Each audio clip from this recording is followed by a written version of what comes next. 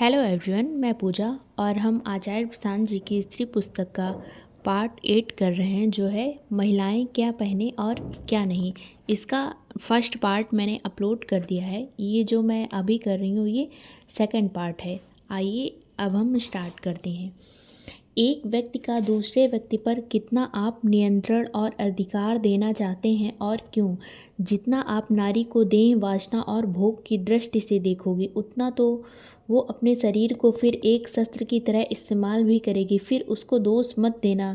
फिर ये मत कहना कि ये तो जानबूझ कर के अंग प्रदर्शन करती है लड़कों को लुभाने के लिए। उसको पता है कि लड़के उसमें देखते ही एक चीज़ हैं। पुरुष जब महिला को सिर्फ शरीर के तौर पर देखेगा तो फिर महिला अपने शरीर का इस्तेमाल करके पुरुष से तरह तरह की सुविधाएं और सहूलियतें और दाम भी वसूलेगी। और महिलाओं ने वो करना सीख भी लिया है। महिला देह का शस्त्रीकरण हो चुका है। वो अब एक हथियार की तरह इस्तेमाल होती है। महिला कहती है, मुझे पता है अब इनमें से काम कैसे निकलवाना है। थोड़ा सा शरीर दिखाओ, ये कुत्ते बन जाते हैं, लार टपकाने लगते हैं। जो काम करवाना चाहो सब कर देंगे। अगर ऐसी स्थिति आ गई तो महिला के लिए भी घातक है, पुरुष के लिए भी घातक है। जिस स्त्री को चेतना ऐसी हो जाए कि वो देह को अपनी बड़ी पूंजी मानने लगे और देह का इस्तेमाल या प्रदर्शन करने अपने काम साधने लगे, वो महिला भी गई, अब बिल्कुल गर्त में गिरी। और पुरुषों का तो कहना ही क्या। आपके घरों में अगर लड़कियां बच्चियां हो तो ये उन्हें बाद में सिखाएगा कि कौन से कपड़े पहनो, कितने छोटे कितने लंबे, कौन सा अंग कितना दिखाना है कितना नहीं, ये उनको बाद में बताइएगा। ये बताने की वास्तव में ज़रूरत ही नहीं है पड़ती। उनका मन रोशन करिए। इस तरह के छोटे फैसले वो खुद कर लेंगी। ये लड़की स्वयं तय कर लेगी कि क्या पहनना उचित है क्या नहीं। अगर आप माँ बाप हैं या शिक्षक हैं या हितैषी हैं उस लड़की के, तो आपका धर्म है उसको सही शिक्षा देना। वो समझ पाए कि मैं कौन हूँ, जीवन क्या है, देह क्या है, जीवन का उद्देश्य क्या है और जीवन के उद्देश्य में देह का किस सीमा तक महत्व है। जब वो ये बातें समझने लग जाती है तो वो स्वयं तय कर लेती है कि क्या पहनना है, क्या खाना है, किधर जाना है, किससे संबंध बनाना है, कौन सी नौकरी करनी है, किस दिशा में ज़िंदगी जीनी है।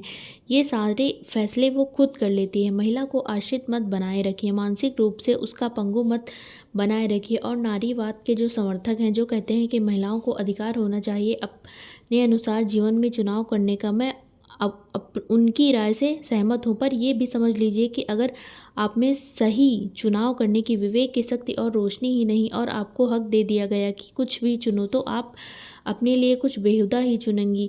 तो आप ऐसा कर लो कि लड़की की मानसिक रूप से तैयार तो किया नहीं, और जब वो 18-20 साल की हो गई तो उसको बोलो अब तुझे पहनना है पहनना, जो खाना है खा, जीना है जी, जिधर जाना है तो जी। आपने उस लड़की को छूट दिया या आज़ादी या मुक्ति नहीं दी। आपने उसके जीवन के साथ अन्याय कर दिया। बिना विवेक के, बिना आत्मज्ञान के आज़ादी के देना अत्याचार है। उसी के साथ अत्याचार है जिसको आज़ादी दे दी। भाई, मैं आपको गाड़ी चलाना ना सिखाऊं, एकदम नहीं सिखाई मैंने। और मैंने आपके हाथ में गाड़ी की चाबी दे दी। मैंने कहा तुम्हें पूरी आज़ादी है, जहाँ जाना है जाओ, जैसे चलाना है चलाओ। ये मैंने प्यार किया है या अत्याचार। किसी को उसकी ज़िंदगी की चाबियां सौंपने से पहले उसको ज़िंदगी की गाड़ी चलाना तो सिखाओ। और अपने एक बार उसको ज़िंदगी की गाड़ी चलाने की शिक्षा दे दी और तमीज़ दे दी, तो उसके बाद आपको अब बताने की ज़रूरत नहीं है कि गाड़ी कैसे चलानी है, किधर को चलानी है, कितनी तेज़ चलानी है। उसको बगल में बैठाना है या वो खुद तय करेगी। और इसी में मानव जाति की, मानव चेतना की गरिमा की प्रत्येक व्यक्ति अपना रास्ता तय करेगा, खुद तय करेगा। अगर दूसरे के जीवन पर आपको चढ़कर दूसरे के जीवन के निर्णय आपको करने पड़ रहे हैं तो ये दूसरे के लिए भी बुरा है और आपके लिए भी बुरा है। एक छोटा सा कोट्स है, बिना विवेक के, बिना आत्मज्ञान के आज़ादी दे देना अत्याचार है। उसी के साथ अत्याचार है जिसको आज़ादी दे दी।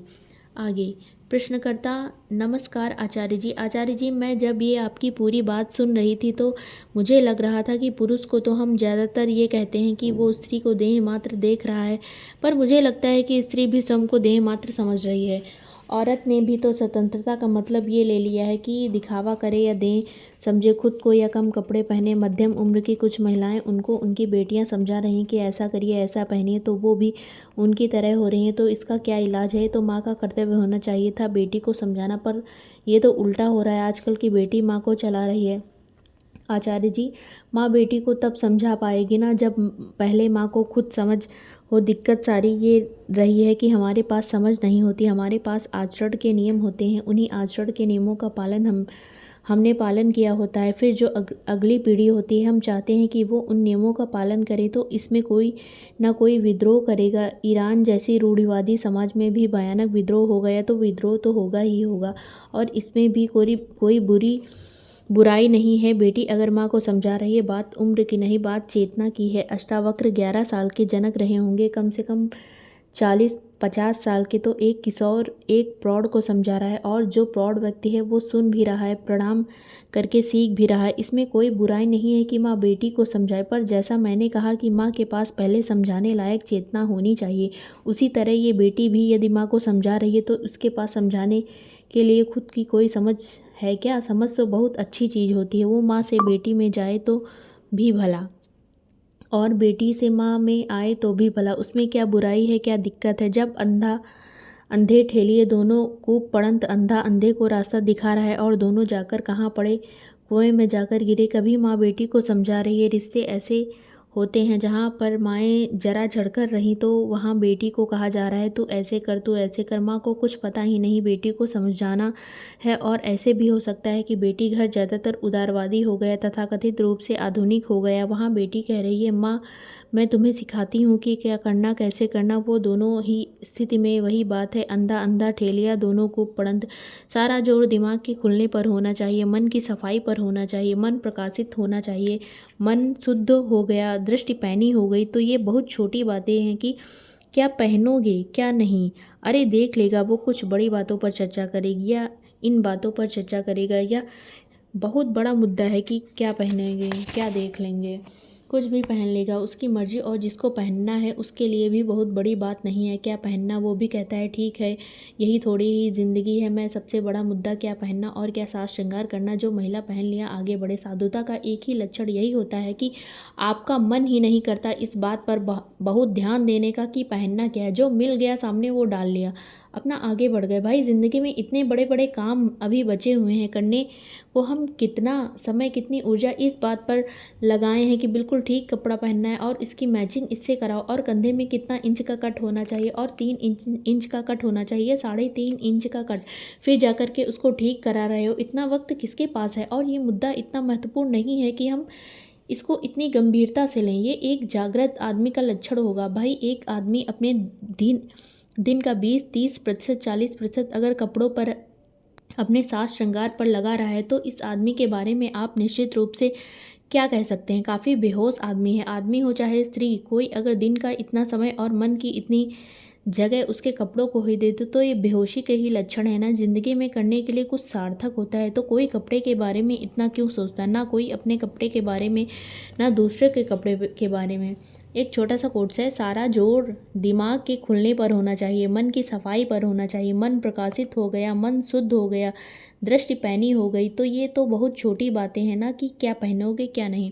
मैं आपका सवाल सुनूं या आपका कपड़ा देखूं, इसी तरीके से आप यहाँ पर सवाल पूछिए, अपने वस्त्रों का प्रदर्शन करें। दोनों ही विकल्प हैं, लेकिन एक विकल्प बिल्कुल बहुत निचले तल का है और एक विकल्प उछले तल का है। मैं चाह रहा हूँ कि समाज ऐसा हो जाए जिसमें किसी को किसी के कपड़ों की ना फिक्र करना पड़े, ना सरोकार करना पड़े। तुम्हारा तुम देखो, हमारा हम देखे, आपस में कितनों के लिए दूसरी और बहुत ऊंची बातें हैं। इन बातों पर थोड़े ही हमारा वार्तालाप होगा कि तुम्हारी बाँह क्यों दिख रही है, तुमने स्कर्ट पहन ली, घुटनों से ऊपर देखो तुम्हारी जांघ दिख रही है, छी छी गलत बात है।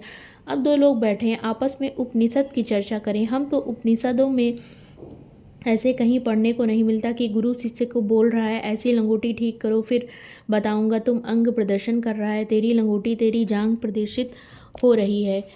ऐसा कहीं मिलता है क्या? गुरु को क्या मतलब है कि शिष्य की जंघा दिख रही है कि नहीं दिख रही है, कि क्या हो रहा है? और ऋषिकाएँ भी रही हैं जिन्होंने ऋचाओं का संपादन किया है। हमें उपनिषदों में महिला रचनाकारों का भी उल्लेख मिलता है, लेकिन हमें ऐसा कहीं पढ़ने को नहीं मिलता कि वो गई हो अपने गुरु के पास और गुरु कह रहा हो पहले पर्दा ठीक करो, घूंघट निकाल कर आ। गुरु को क्या मतलब इस बात से कि घूंघट निकाला है कि नहीं निकाला है। और ज़्यादातर जो ऐसी शिष्याएँ हैं वो युवा ही हैं और गुरु के सामने बैठी होंगी। किसी का आंचल गिर भी जाता होगा तो उपनिषद बीच में रुक थोड़ी ही जाता होगा कि गुरु जी भंग हो गई तपस्या और गुरु जी कह रहे हैं अरे तेरी छाती दिख रही है, पहले ठीक कर, नहीं तो मेरा ध्यान पूरा उचट गया। मतलब ही नहीं, क्या करना है, इन बातों से क्या लेना देना।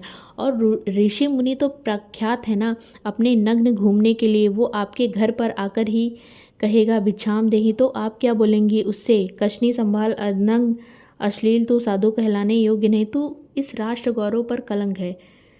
तू महिलाओं के सामने खड़ा है, तेरी जांघाएं दिख रही हैं। तेरा समाज ऐसा होना चाहिए किसी को इन चीज़ों से बहुत प्रयोजन ना रहे। शरीर अपने आप में ठीक हो जाता है, उस पर जब बहुत ध्यान देने लग जाते हैं होना तब वो बवाल बन जाता है। नहीं तो शरीर में कोई बुराई नहीं है, चाहे महिलाओं का शरीर हो, पुरुष का शरीर हो, प्रकृति ने दिया है। उसमें ना तो तुम्हारा कोई निर्णय था, ना कोई चुनाव था। तुम्हारा कोई पाप हो गया जिसका शरीर पर जैसे है ठीक है ही है, लेकिन तुम भेजे में दिन रात शरीर ही घुमाओगे तब गड़बड़ चालू हो जाती। शरीर भी ठीक है। और अब आगे की बात सुनिएगा। स्त्री पुरुष के जो सहज दैहिक संबंध होते हैं, शारीरिक संबंध, उसमें से कोई अपराध नहीं हो गया, लेकिन जब आपका जीवन ही वासना केंद्रित हो जाता है तब आपके लिए सेक्स बहुत बड़ी चीज़ हो जाती है। नहीं तो सहज साधारण स्त्री पुरुष संबंध, उसमें ऐसा क्या है कि शोर मचाओ और डुगडुगी नगाड़ा कर दो कि अरे रे फलाने का फलानी से संबंध है तो है क्या, आपत्ति हो रही है, तुमको क्या लेना देना, अपना काम करो। लेकिन जब पूरा समाज आध्यात्मिक रूप से दिवालिया होता है तब जीने के लिए कोई प्रयोजन नहीं, पाने के लिए कोई ऊंचा लक्ष्य नहीं, तो सारी ऊर्जा बस एक चीज़ में होती है, दें और सेक्स, दें और सेक्स। फिर क्या करते हो कि तुम्हारे जो ऋषि हुए हों, आदर्श हुए हों, नायक हुए हैं, अवतार हुए हैं, पैगंबर हुए हों, कोई उनके तुम्हारे सेक्स जीवन में ही रुचि आती है। अच्छा, इंद्र बहुत बुरा आदमी था, क्यों वो फलानी अप्सराओं के पीछे जाता था। मैं किसी से गीता की बात करता हूँ, वो कहते हैं देखें कृष्ण की है गीता, और हमें पक्का निश्चय नहीं कि वो गोपियों के कपड़े उठाकर भागे थे। ठीक चीज़ ठीक थी कि नहीं? इन्हें गीता से भी मतलब नहीं, इन्हें गोपियों के कपड़ों से मतलब है। कह रहे हो ये बात हमें अच्छी लगी कि नहीं? वो नहा रही थी, ये तो हमारी संस्कृति के खिलाफ है ना जो कृष्ण ने किया। तुम्हारी संस्कृति पहले आती है, कृष्ण बाद में आते हैं। शाबाश, वाह रे संस्कृति। बोले एक तो वो नहा रही थी, पेड़ पर चढ़कर उनको देख रहे हैं। हमारे मोहल्ले में कोई ऐसा करे तो हम गजब ढा देंगे कि लड़कियां नहा रही हैं, उनको छुप छुप कर ऊपर से देख रहे हो, फिर उनके कपड़े ले गए और अब वो नहा कर के कपड़े नहीं पहन सकती। तुम्हें कृष्ण में कुल यही दिखाई देता है, गोपियाँ, रासलीला, कपड़े। ये विक्षिप्त मन का लक्षण है कि तुम्हें कृष्ण में भी गीता नहीं गोपी दिखाई देती हैं, वो भी अर्धनग्न। और पूछूंगा गीता गीता, आओ गीता पढ़े। नहीं गीता, हाँ देखते हैं, हाँ क्या हुआ क्या हुआ, हाँ टमाटर खरीदने, टमाटर वो टमाटर खरीदने। गीता की बात करते हो उसको याद आता है कि टमाटर खरीदने थे, टमाटर तो खरीदे नहीं। दें जैसी उसको पड़ा रहने दो, कपड़े लत्ते बहुत बड़ी बात नहीं हो गए। जीवन दें के लिए नहीं है, दें इसलिए है कि उसका सही इस्तेमाल करके मुक्ति के लक्ष्य तक पहुँचो। छोटी सी बात है, पकड़ लीजिए इसको बिल्कुल। ज़िंदगी देह को सजाने संवारने भर के लिए नहीं है। देह क्या है? देह एक उपकरण है, उसका इस्तेमाल करना। देह आपका संसाधन है। देह एक चीज़ है जो चेतना को दी गई है ताकि चेतना अपने लक्ष्य तक पहुंच पाए। और वो चीज़ मिली, वो कुछ समय के लिए मिली है, जैसे हर चीज़ होती है। चाय का कप उठाते हुए ये चलेगा क्या? 2000 साल नहीं चलता ना। वैसे ये देह भी जो एक चीज़ मिली है ये भी, और इससे कप भीतर जो चीज़ भरी हुई है वो इन्होंने अभी गर्म करके दी है मुझे। चाय ये कितनी देर चलेगी? कितनी देर चलेगी? 10 मिनट, 15 मिनट, हर चीज़ की अवधि होती है ना प्रकृति में। वैसे ही इसकी देह की भी एक अवधि है। इस चाय को ठंडा होने से पहले क्या करना है भाई श्रोतागर? पी लेना है। आचार्य जी वैसे ही इस देह को ठंडा होने से पहले क्या करना है? जी लेना है। जी लेने का मतलब ये नहीं कि भोग लेना है, माने इसका इस्तेमाल सही इस्तेमाल कर लेना है। और वो इसका सही इस्तेमाल ये नहीं कि इसको रगड़ रहे हैं, भौहें नोचवा रहे हैं, बाल रंगवा रहे हैं, ये सब नहीं। और ना ये कि दूसरों को देख रहे हैं तो कह रहे हैं वाह वाह क्या शरीर है, चलो जल्दी से इसका शरीर भोग लेते हैं। एक जागृत समाज में ये मुद्दे बिल्कुल अप्रासंगिक हो जाएंगे, गौड़ हो जाएंगे, सेकेंडरी हो जाएंगे। किसी से ये सब बातें करोगे तो वो कहेगा और कोई बात नहीं, क्या है करने को, फिजूल बात कर रहे हो कि हिजाब पहनना है कि नहीं पहनना है कि नहीं, दुपट्टा डाला है कि नहीं डाला, ये क्या है? ये क्या मुद्दा है, ये क्या पूछ रहे हो, कुछ समझ में आ रही है बात। ये पार्ट 8 कंप्लीट हुआ। अब मेरी तरफ से एक छोटा सा मैसेज है आप सभी के लिए। महिलाएं क्या पहने और क्या नहीं, यह सिर्फ कपड़ों का सवाल नहीं है, यह सोच, आज़ादी और पहचान का सवाल है। समाज अक्सर महिलाओं को कपड़ों से, उनकी मर्यादा से तय करने लगता है, लेकिन सच यह है कि किसी की इज्जत उसके पहनावे से नहीं बल्कि उसके विचारों और व्यवहार से होती है। ज़रूरत इस बात की है कि हम किसी पर अपनी सोच थोपने के बजाय उसे समझने और उसकी स्वतंत्रता का सम्मान करना सीखें, क्योंकि असली आज़ादी वही है जहाँ निर्णय आपका हो, डर या दबाव का नहीं। वीडियो आपको अच्छी लगी हो तो लाइक, शेयर एंड सब्सक्राइब करें। मैं हूँ पूजा, मिलते हैं अगले वीडियो में। Thank you.